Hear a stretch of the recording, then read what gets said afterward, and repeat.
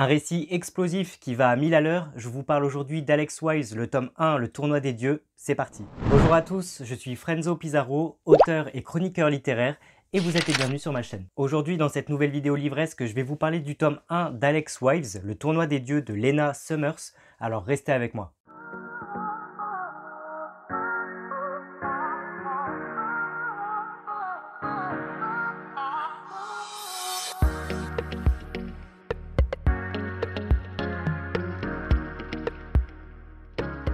Alex Wise, tome 1, le tournoi des dieux est un roman que l'on doit à l'autrice Lena Summers.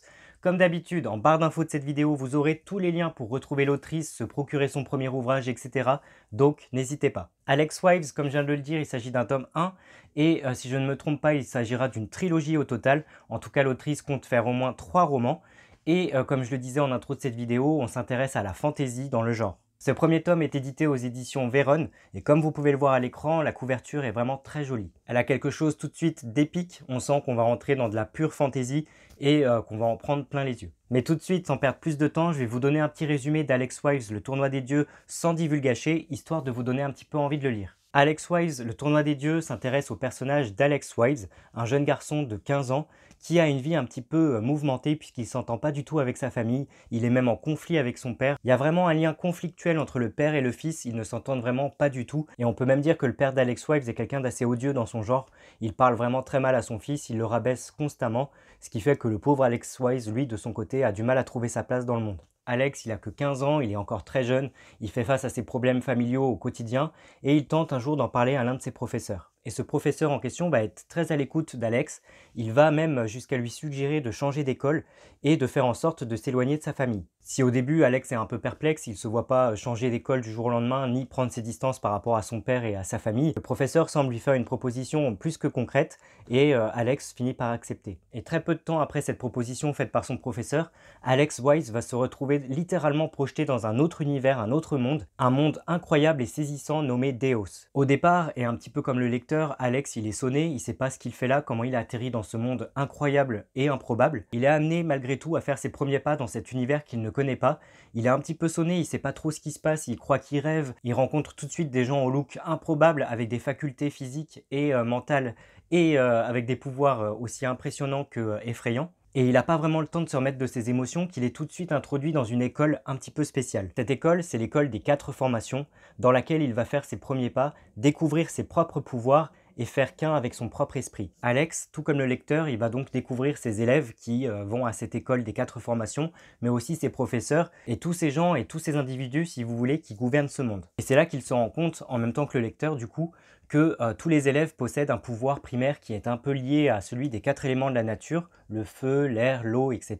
Et qu'en plus de ça, chacun fait qu'un, comme je le disais, avec son esprit.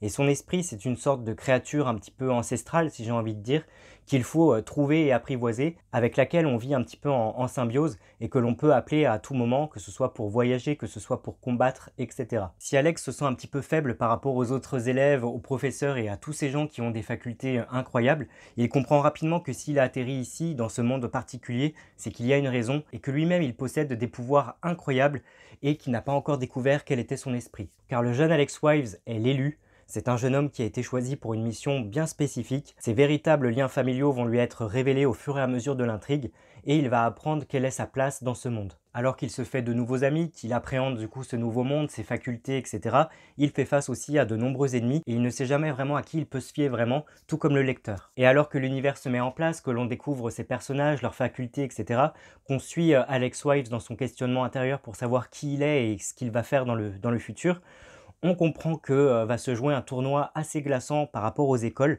et que les élèves vont devoir s'affronter lors d'un tournoi sans merci. Ce tournoi qui fait s'affronter ses élèves est organisé par les dieux et ces dieux justement ce sont des personnes qui gouvernent ce monde et qui semblent sans foi ni loi. Alex Wise n'a pas du tout envie de combattre dans une arène avec d'autres élèves, il veut un petit peu se révolter par rapport à tout ce qui va lui arriver et comprendre l'origine de tout ce chaos. Mais je vais m'arrêter là pour le petit résumé sans divulgacher parce que j'en ai déjà dit beaucoup. Donc voilà, le lecteur se pose pas mal de questions. Quelles sont les facultés que va développer Alex Wives? Quels sont ses véritables amis, ses véritables ennemis? Quels sont ses liens familiaux, ses véritables liens familiaux? Comment va-t-il appréhender ce tournoi sanglant qui s'apprête à arriver d'une minute à l'autre? Quels sont les adultes de confiance qui l'entourent, qui vont pouvoir le guider sur le droit chemin? Ce sont là toutes les questions que l'on se pose avec ce tome 1 d'Alex Wives, Le Tournoi des Dieux. Ma conclusion. Alex Wives, tome 1, Le Tournoi des Dieux de Lena Summers, c'est un roman qui va à 1000 à l'heure. On entre directement dans l'histoire, les bases sont posées vraiment très vite, on perd pas de temps comme souvent c'est le cas avec des tomes 1 qui instaurent un petit peu l'histoire progressivement.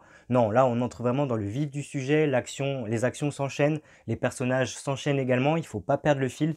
Et c'est très prenant dès le début. L'autrice a une imagination débordante et en même temps elle rend hommage à des sagas cultes comme Harry Potter, Percy Jackson ou encore Hunger Games. On a vraiment des clins d'œil jouissifs à toutes ces sagas qui nous ont bercés et en même temps on a tous ces codes qui sont propres à la fantasy et que l'on retrouve avec joie, tout ce qui est proche des éléments de la nature comme le feu, la terre, l'eau, etc. Et en même temps l'autrice trouve son propre chemin, elle fait évoluer ses personnages dans d'autres directions que ce qu'on a déjà vu, ce qui est très agréable. Au début du roman j'ai eu un petit peu de mal avec le personnage principal Alex Wives, de par son raisonnement, ses réactions, etc., qui sont un petit peu excessives. Bon, en même temps, il n'a que 15 ans, donc c'est un petit peu normal. Et en plus, avec le passif qu'il a avec sa famille, c'est un peu compliqué. Mais j'ai hâte de voir son évolution dans la suite des romans, dans les prochains tomes. Mais je dirais que ce caractère un petit peu explosif et à double tranchant du personnage principal, Alex Wives, il est un petit peu compensé du coup par les autres personnages secondaires de cette histoire, ou même principaux, j'ai envie de dire. Et sans dévoiler l'intrigue, il y en a vraiment des savoureux. Et je pense notamment au personnage de Fire, qui pour moi est vraiment le personnage emblématique de ce tome 1 et qui vole presque la vedette à Alex. Quoi qu'il en soit, comme je disais, c'est 100 temps mort, on enchaîne les actions, les personnages, on enchaîne les décors, les lieux, etc. Et on a vraiment envie de savoir la suite. Pour le tome 2, j'attends beaucoup de choses, notamment sur le personnage d'Alex Wise. J'espère qu'on aura un peu plus de nuances au niveau du personnage, qu'on le verra se développer et grandir d'une belle façon. Et j'ai hâte de voir les liens qu'il va tisser avec les autres personnages de ce tome 1, parce qu'ils sont déjà très forts dans celui-ci. D'autant plus vu la fin de ce premier tome. Quoi qu'il en soit, et encore une fois, si vous aimez les sagas comme Harry Potter, Hunger Games, Percy Jackson, etc., si vous aimez les codes de la fantasy qui lui sont propres, je pense que vous aimerez beaucoup Alex Wives, Le Tournoi des Dieux. Donc n'hésitez pas. Et vous alors, est-ce que vous avez lu Alex Wives tome 1, Le Tournoi des Dieux? Si c'est le cas, n'hésitez pas à me le dire dans un petit commentaire en dessous de cette vidéo, je me ferai une joie d'y répondre. Si cette petite vidéo de chronique livresque vous a plu, n'hésitez pas à la liker et à vous abonner à ma chaîne pour ne pas manquer mes autres critiques littéraires à venir. Quant à moi, je vous donne rendez-vous pour une prochaine vidéo livresque. D'ici là, prenez bien soin de vous, je vous dis à très bientôt. Ciao!